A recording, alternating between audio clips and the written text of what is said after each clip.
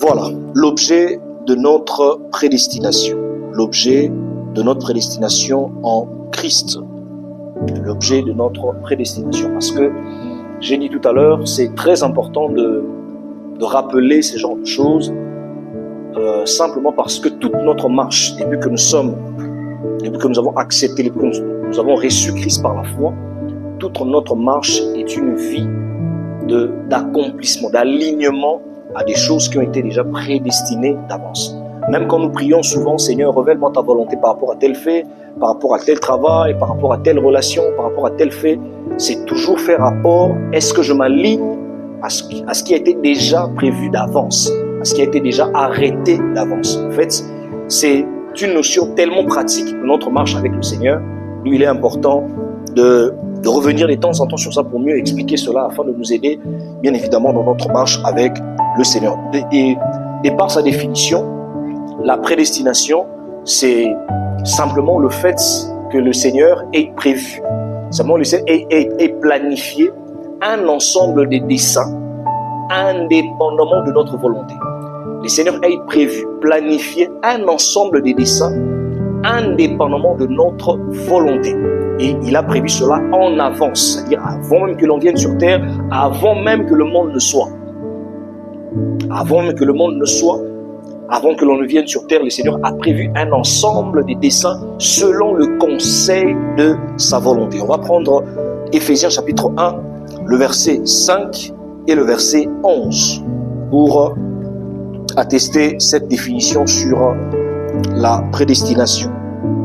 Je suis dans Éphésiens chapitre 1, le verset 5. Je vais lire, je commence par le verset 4. En lui, Dieu nous a élus avant la fondation du monde pour que nous soyons saints et irrépréhensibles devant lui, nous ayant prédestinés dans son amour à être ses enfants d'adoption par Jésus-Christ selon le bon plaisir de sa volonté. Le verset 11. En lui, nous sommes aussi devenus héritiers ayant été prédestinés suivant la résolution de celui qui opère toutes choses d'après le conseil de sa volonté. Il y a un mot où il y a un terme, une expression qui revient dans ces deux versets, c'est le conseil de sa volonté. Le conseil de sa volonté. Le Seigneur, de par lui-même, indépendamment de notre volonté, mais d'après le conseil de sa volonté, d'après sa résolution, le Seigneur a prévu un ensemble, a planifié, a déterminé un ensemble de desseins qui nous concernent. En fait, c'est ça la définition biblique de la prédestination. Alors, cette prédestination dans les Écritures, elle s'articule à 3 ou 4 dimensions. À 3 ou 4 dimensions. Je vais parler des 3 principales dimensions, mais il y a une 4e, peut-être je vais évoquer ça en passant. Mais c'est principalement 3 dimensions, mais on peut aller sur la 4e dimension à laquelle cette prédestination s'implémente ou s'exécute dans nos vies, bien dans la marche avec le Seigneur. Le premier niveau, ou la première dimension de la prédestination, c'est bien évidemment l'agneau Christ qui a été prédestiné avant la fondation du monde. En d'autres termes, c'est la provision de notre salut. Le premier niveau de la prédestination, c'est la provision de notre salut. L'agneau a été prédestiné, d'après 1 Pierre chapitre 1, le verset 17 jusqu'au verset 19, où l'apôtre Pierre est en train de dire que l'agneau a été prédestiné avant la fondation du monde et manifesté en ce temps. Il voulait simplement dire qu'avant que le monde ne soit, avant que le péché ne soit, le Seigneur avait déjà prévu le salut. Donc l'agneau a été prédestiné, c'est une provision. On dirait que le Seigneur, dans son plan, savait déjà qu'à X temps, l'homme tomberait, l'homme connaîtrait le péché, et le Seigneur va activer simplement un plan qui n'est rien d'autre que la provision de notre salut. Parce que beaucoup pensent que quand l'homme a péché, Dieu, on dirait, a été surpris. Ah, mais l'homme a péché, je vais faire comment? Il faut n'embouler. Il faut que Christ vienne. Non, tout était dans le plan. Le Seigneur n'était pas surpris par le péché d'Adam. Je n'étais pas surpris, c'est vrai. Quand il est en train de prononcer les sentences, il le fait dans sa casquette de Dieu de justice et ainsi de suite. Mais dans celui qui connaît toutes choses, qui planifie toutes choses, il le savait. Il le savait. En fait, c'est ça la folie de la prédestination. Donc, le Seigneur a prévu déjà le salut, pour preuve même quand il est en train de prononcer un ensemble de malédictions sur l'homme après son péché, dans Genèse 3, il va dire quelque part que la postérité de la femme fera quoi? Écrasera la tête du serpent. Là, il fait déjà la prophétie de la croix. Donc, pendant qu'il prononce les malédictions spirituelles qui vont retenir l'homme, il est déjà en train de prévoir, il est déjà en train de prophétiser sur un salut qu'il avait déjà prévu. Vous voyez? Donc, la dimension première, basique, fondamentale de la prédestination, c'est la provision de notre salut. La provision de notre salut qui n'est rien d'autre que la prédestination de l'agneau. La deuxième dimension, ou le deuxième élément qui constitue bien évidemment l'objet de notre prédestination, il y a la prédestination à ressembler au Fils, à ressembler à Christ. La prédestination à ressembler à Christ. Nous sommes dans Romains chapitre 8, c'est un texte que nous connaissons d'ailleurs. Romains 8, le verset 29.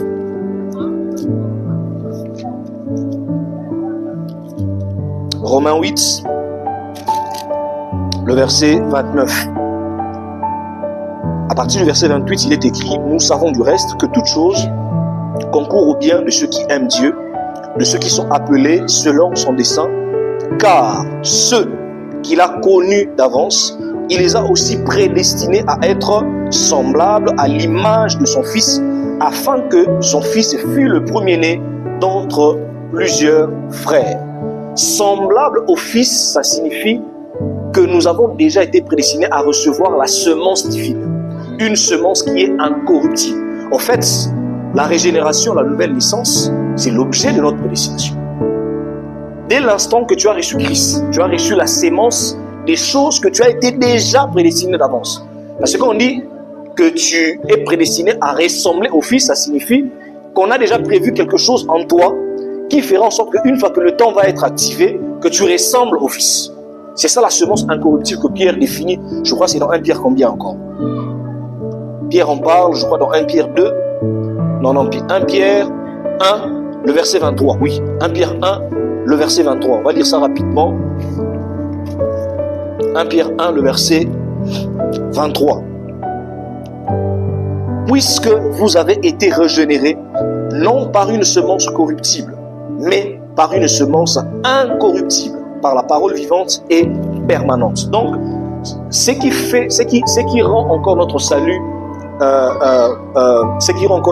efficace, c'est que notre prédestination en Christ, ce n'est pas seulement par rapport à la provision de ce que Christ a prévu, mais il a déjà placé en nous la semence. Et cette semence, elle est incorruptible. Et cette semence se manifeste par quoi? Par la nouvelle naissance.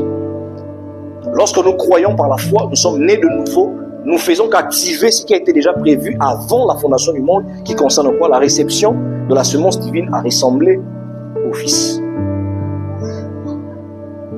Amen. Alors, troisième dimension, c'est même là où je vais plus m'apaisantir avant de clore ma petite exhortation. Troisième dimension ou troisième élément de l'objet de notre prédestination, c'est bien évidemment les bonnes œuvres. Les bonnes œuvres.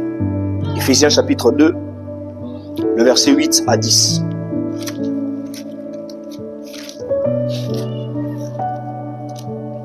Éphésiens 2,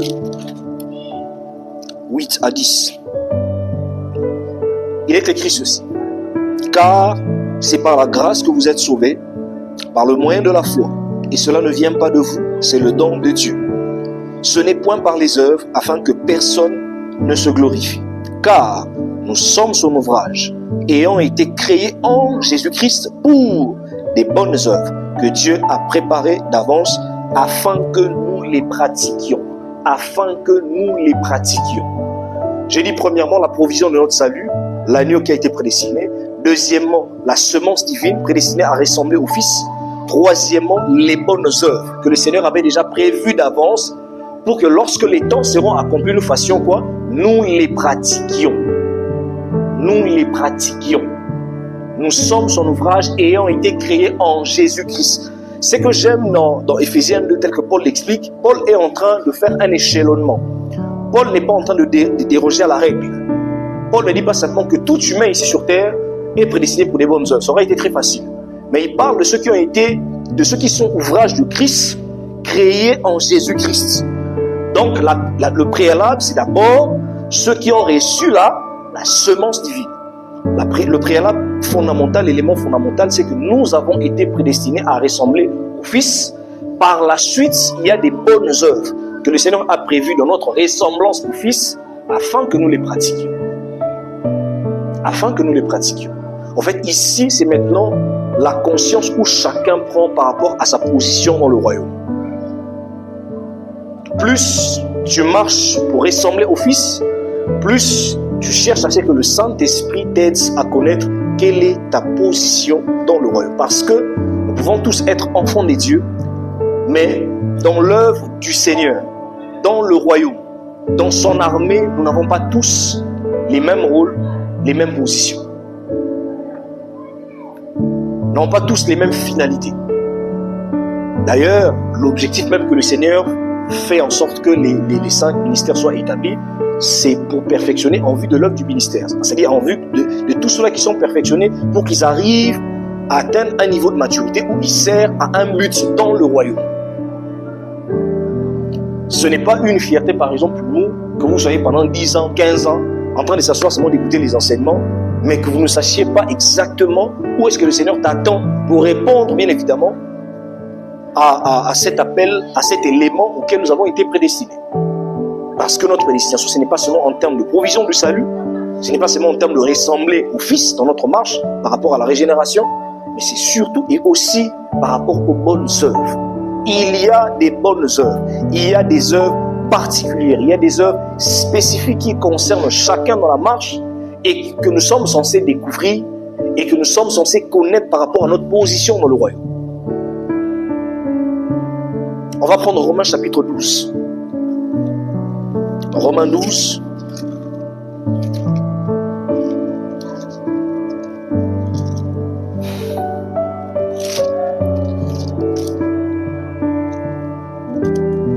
Je vais commencer à partir du verset 4.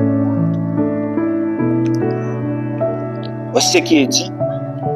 Car, comme nous avons plusieurs membres dans un seul corps, et que tous les membres n'ont pas la même fonction, ainsi nous qui sommes plusieurs, nous formons un seul corps en Christ, et nous sommes tous membres les uns des autres, puisque nous avons des dons différents, selon la grâce qui nous a été accordée, selon celui qui a le don de prophétie, l'exerce selon l'analogie de la foi.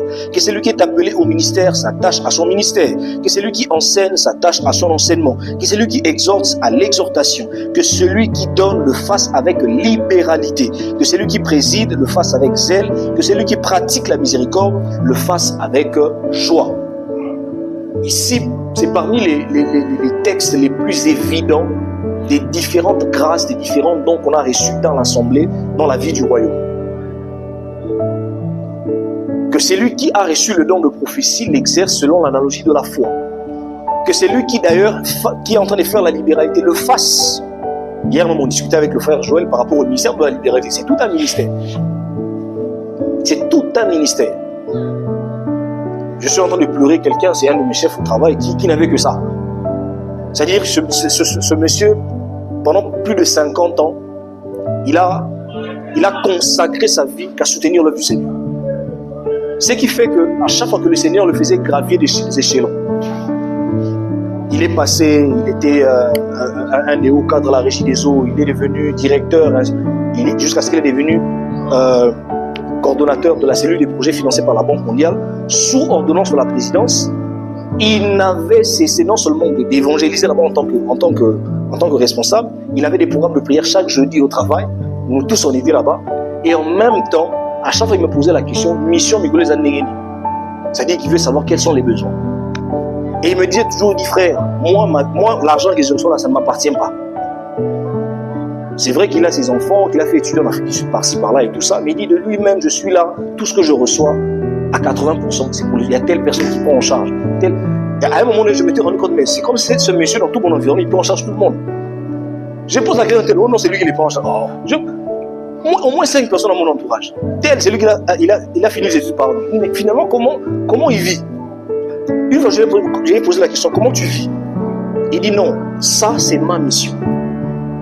Il dit, le Seigneur m'a dit, je t'ouvrirai les portes pour que tu me sers. Et tu vas me servir dans cet angle-là. Il n'avait pas besoin de devenir pasteur. Il n'avait pas besoin, voilà, de devenir prophète, de devenir qui que ce soit. Tout ce qu'il savait, avec la connaissance de l'évangile qu'il avait, c'était de servir par rapport à la libéralité. Vous voyez combien quelqu'un peut marquer les vies des gens pendant des décennies, rien que dans un tel ministère. Je ne vous dis pas les nombres des ministères, des églises qu'il était comme partenaire financier. Il y en a tellement, tu ne peux pas imaginer. Mais c'est sa mission à lui. C'est sa part de mission. Paul même parle de ceux qui ont reçu la mission de présider. Vous imaginez ça? Même le fait de gouverner, même le fait de diriger, de conduire, ça peut faire l'objet de toute une mission. Que dire d'ailleurs de nos familles? Nous sommes là, la plupart d'entre nous avions peut-être reçu des choses particulières de la part du Seigneur par rapport à nos familles. Je l'ai toujours dit que même si tu ne vas pas prendre au sérieux ta consécration par rapport à nous ici, peut-être par rapport à Rome Vision, par rapport à un environnement, prends au moins au sérieux ta consécration par rapport aux enjeux spirituels de ta famille. Parce que il y a des personnes, il suffit que tu commences à te m'inconduire par rapport à ta marche, tu remarques qu'il y a un frappe pour embêter la famille. Oui. Tu vas dire, mais Seigneur, tout le monde le fait seulement. Oui, mais toi, tu ne veux pas le faire. Toi, tu ne peux pas. Il y a même des choses, apparemment, ça peut ne pas être un péché. Mais comme c'est toi, le Seigneur va te gronder comme pas possible. Pourquoi? Parce qu'il connaît les choses qu'il a investies en toi. Il sait la mission, la position que tu es censé occuper, les bonnes œuvres qu'il a prévues d'avance, que toi seul, que tu es censé pratiquer. Et ce qui fait que si tu te conduis d'une certaine manière, pour le Seigneur, c'est comme si tu es en train de perdre la tête. Tu perds la tête. Vous voyez? Donc, les bonnes œuvres auxquelles nous avions été préparés d'avance afin que nous les pratiquions. Afin que nous les pratiquions. La grâce de la prophétie, c'est une merveilleuse grâce. Mais ça, c'est l'un des constats que j'ai fait. Par la petite expérience que j'ai dans les milieux chrétiens, tu verras quelqu'un qui avait une grâce de prophétie au début. C'était tellement précis, c'était tellement clair. Mais plus on avance, on a l'impression que si grâce on a fonctionné sous terre. Moi, j'en ai connu plusieurs. Il y avait une sœur à l'époque, on l'appelait grand plasma. C'est-à-dire, quand elle n'a pas besoin de tout, tout cas, pour mon non, c'était comme ça, elle était sur la peau. Quand il parle, une fois bête en 2010, à l'époque, mon père était malade.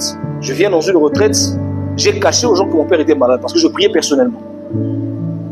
Il me dit, frère Bertrand, Dieu a vu ton cœur. D'ailleurs, ton père est malade, mais tu ne l'as pas dit. Tu venais ici juste pour prier pour ça, mais j'aimerais que tu en parles à l'assemblée pour qu'on prie pour ça. Avant, on a dit, mais ça c'est grave ça. C'était tellement beau en fait. Vous voyez, quand une grâce de prophétie s'exerce de manière efficace, c'est beau.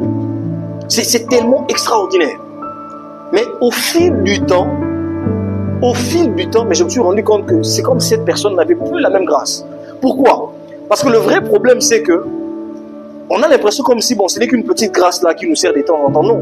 Cette grâce là va commencer à te demander une certaine consécration, va commencer à te demander un certain mode de vie, va commencer à te demander une certaine discipline pour que tu continues à être une bénédiction pour l'assemblée, pour ta famille, partout le Seigneur t'envoie. De sorte que tu prospères dans cette grâce là. Malheureusement, avec le courant qui est avec le ministère prophétique, tous ceux qui ont le don de prophétie se mélangent avec le ministère prophétique. Alors qu'avec cette grâce-là, tu peux te perfectionner et laisser à ce que le Seigneur t'utilise en sa manière. En sa manière. En sa manière. Vous ne savez pas combien c'est beau quand une personne, comme dit Paul dans Romains 12, que celui qui a telle grâce s'attache. C'est vraiment une question d'attachement. Or, l'attachement ne peut pas se faire sans une conscience de consécration au Seigneur. Impossible. Impossible. Nous avons un problème, l'Église en général, Rome Vision en particulier, nous avons un problème d'attachement. L'attachement, si on se parle, ce n'est pas seulement l'attachement à nos réunions, ce n'est pas seulement l'attachement à nos rencontres, l'attachement à ce que le Seigneur a investi en nous de manière particulière. On a un problème pour ça. On a un problème. Et ce qui fait que, on va avoir un certain moment, avancer bien. Au bout de 2 mois, 3 mois, ouf, on va avancer, mais pourquoi se stagner? Pourquoi stagner? Pourquoi pas on avance et puis à un certain moment on sent qu'on a pris un certain élan et cet élan-là commence à aller vers les extrémités de la terre. Comme dit lui-même le Seigneur dans Actes chapitre 1, le verset 8. Que celui qui a reçu la grâce s'attache à la grâce qu'il a reçue. Et pour cela, il faut avoir la conscience que c'est ça l'objet de notre prédestination.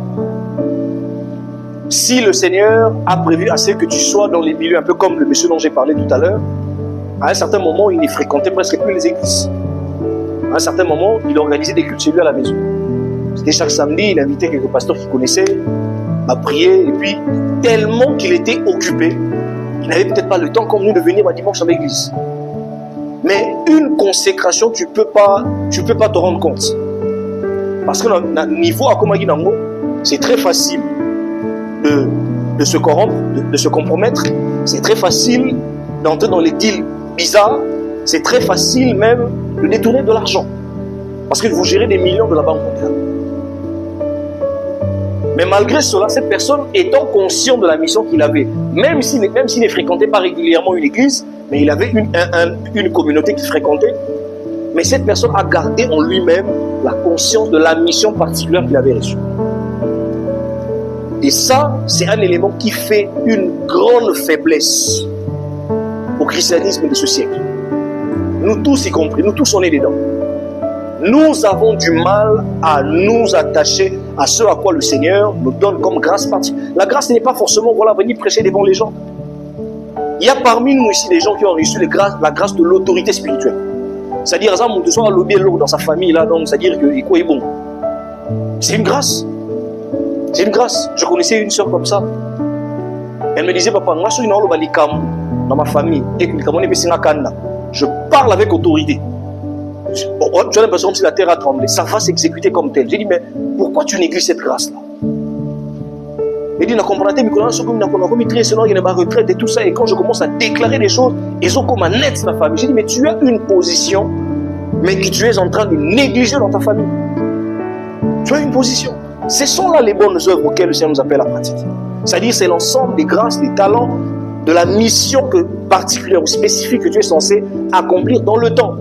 Et c'est ça l'objet de ta prédestination. C'est comme ça que quand on comprend ça, c'est très difficile qu'on entre dans la jalousie. C'est très difficile qu'on entre dans la méchanceté, dans la haine, dans la compétitivité, dans la rivalité. Pourquoi? Parce que Paul est en train de dire que nous sommes différents. Nous avons des différences. Et comme nous sommes différents, nous sommes dans un même corps. Or, dans le corps, tous les compartiments ne jouent pas les mêmes rôles. Chacun a un rôle à jouer, mais dans un but commun. Dans un but commun. Dans un but commun. Là où j'étais allé prêcher le week-end passé, c'est un jeune frère qui fréquentait un ministère, dont je lui disais qu'il faut qu'il quitte ce ministère-là. Pourquoi? Parce qu'il y avait tellement un désordre de la part du responsable, un désordre dans les conduites, un désordre dans la débauche. Il y avait tellement de choses, des formes de témoignages que je recevais et tout ça. Et bizarrement, la personne qui conduit n'avait même pas un peu de, je dirais quoi, un peu de ressenti pour se repentir. Il était tellement orgueilleux. J'ai dit, mais comment tu fais pour être encore dans cet environnement-là? J'aurais compris, comme c'est aussi un jeune frère qui me respectait, il peut même venir même s'humilier, voilà, j'ai fait ceci. Mais il ne voulait même entendre personne. Mais toi, tu es encore là, comme un des cordons, j'ai dit, quitte là. Il ne voulait pas écouter. C'est après plusieurs personnes, par des prophéties qu'il a reçues, et il est parti. Il a pris un long temps de retraite et de prière. C'est alors qu'il me dit qu'il aimerait se focaliser dans un ministère autour de la prière, parce que c'est un jeune frère qui a vraiment la grâce pour la prière. J'ai dit, gloire au Seigneur. Et j'ai dit, quand tu vas lancer l'œuvre là, fais-moi signe, je viendrai te prêter main forte. Et c'est comme ça que l'ouverture de son ministère, il a voulu que ça se fasse avec moi. Qu'on a eu ce temps-là d'enseignement. Sa grâce, c'est quoi? Il dit, moi, je me reconnais dans la prière. Il dit, moi, il suffit que je commence à prier ici. Voilà, je prie et je ne me fatigue pas parce que je suis particulier. En fait, c'est en moi, en fait. Il a une grâce particulière dans la prière. C'est ce qui fait qu'il a nommé le ministère la maison de prière. Vous voyez ça? Donc, pour dire tout simplement que lorsque vous prenez conscience, comme j'ai dit, nous savons que la provision du salut est là. Christ, l'agneau, prédestinant par la fondation du monde. Deuxièmement, dans notre marche de tous les jours, on a reçu la semence à le ressembler quotidiennement. C'est-à-dire, tous les jours, nous sommes appelés à regarder à Christ qui est le modèle et à marcher conformément à sa parole. Troisièmement, il y a maintenant ce fait-là de pratiquer des bonnes œuvres. Vous savez une chose, ça maintenant je vais chuter par rapport à la quatrième dimension ou quatrième objet. Nous tous, si nous sommes prédestinés au salut, si parmi nous ceux-là qui se reconnaissent être prédestinés au salut, à cause de la provision du salut qui a été prédestiné avant la fondation du monde, tu es rassuré le jour dont les mondes seront enlevés, sans problème. De ce côté-là, il ne faut même pas hésiter. Si tu sais que tu es en Christ, si tu sais que tu as reçu la semence divine à le ressembler, ton salut n'est fait l'objet d'aucune contestation. Ton salut ne fait l'objet, voilà, d'aucune révision. Non, c'est comme tel. C'est comme tel. Paul dit, ce que nous sommes attend être manifesté. C'est-à-dire que nous le sommes déjà. Mais nous attendons le temps fixé pour que ça soit manifesté au travers des corps incorruptibles. Ça, c'est une évidence. Mais sachons-le, il y a ceux-là qui ont déjà l'évidence de la provision du salut, de rencontrer Christ en relèvement, mais n'ont aucune assurance par rapport à l'exécution de leur mission ici sur terre. Il y a beaucoup de gens qui seront enlevés, qui seront avec Christ, mais qui vont totalement passer à côté quant aux bonnes œuvres qui ont été prévues pour eux à accomplir et à pratiquer. C'est pas pour rien que Christ parle de la parabole des talents dans Matthieu 25. Parce que dans cette parabole, il nous donne exactement l'image de ceux à qui il a investi des choses, mais à un certain moment, ils n'ont pas pris conscience. Pour ceux qui ont pris conscience, il dit bon et fidèle serviteur. Dans d'autres termes, il y aurait des serviteurs, mais qui ne seront ni bons, ni fidèles à Christ, à la mission. À la mission. Il y a tellement de choses qui se passent autour de nous. Il y a tellement de choses qui se passent dans nos familles, qui même pour la plupart, le Seigneur nous a déjà dit que ça c'est ta part de mission. Mais tu ne le fais pas parce que tu dis que tout est la volonté de Dieu. Non, il y a des choses pour lesquelles, et comme il boit, et ça volonté nous a dit ça parce que aux ala qui attentivité. Et ça parce que aux ala qui aux agueté. Et à cause de cela, le mal est arrivé, le pire est arrivé. Moi, ça m'est déjà arrivé plus d'une fois.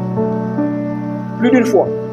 Tu sais que ça là, c'est parce que toi, tu n'étais pas assez éveillé. Tu sais que s'il y a eu autant de morts là, parce que toi, tu n'étais pas assez éveillé.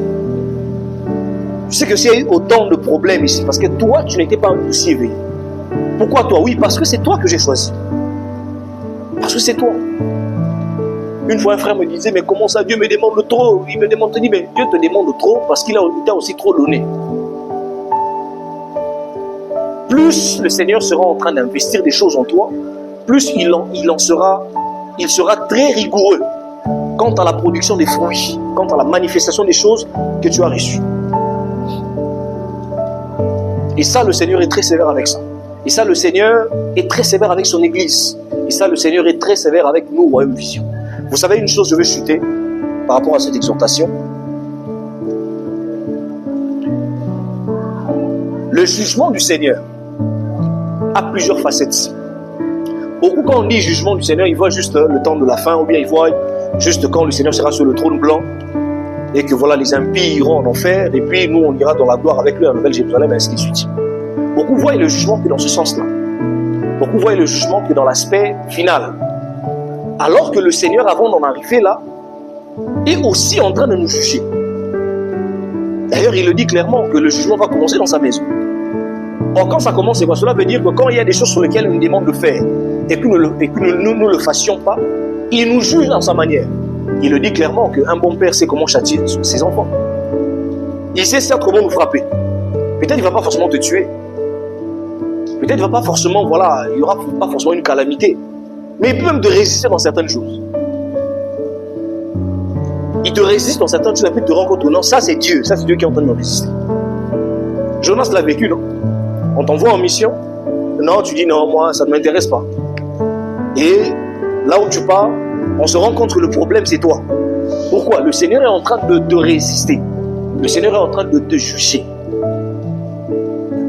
Il y a beaucoup de personnes, tu entends le problème qui te pose, tu essayes de discerner, tu dis ça, je vais prier, oui, mais ça c'est aussi un jugement du Seigneur. Oui. Je vous ai parlé de l'histoire de cette jeune sœur qui habitait chez nous à la maison. Je lui prêche l'évangile, elle commence à marcher avec le Seigneur et tout ça. Mais vous savez, il y a toujours une étape quand tu reçois Christ. Et l'étape où le Seigneur doit commencer à réformer ta mentalité là, ça prend toujours du temps. Ça peut prendre des années, ça on peut comprendre. Mais avec elle, il y avait une sorte d'entêtement en fait, ce que je n'arrive pas à comprendre. Entêtement, on dirait on a posé au Canada. Il dit, ah, sur le moment, maintenant, on a voyagé dans la Belgique, on a pas cher dans le polo, et ça m'a bien. Maintenant, tu me dis, pour que moi je fasse quoi? Là, silica, là, mon lit est autonomie.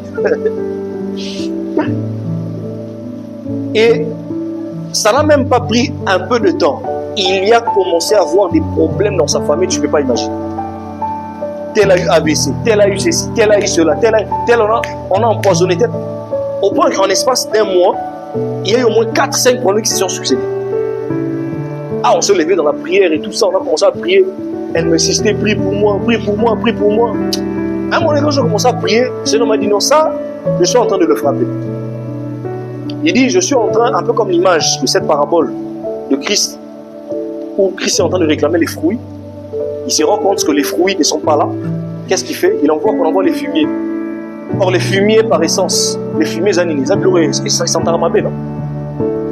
Ceux qui ont besoin de c'est comme fertile. Voilà, comment on dit ça? Vous avez une terre donc, qui n'est pas assez fertile, vous voulez que ça soit fertile. Vous mettez du fumier, vous mettez les excréments des animaux, il y a cheval, il y a porc, ainsi de suite.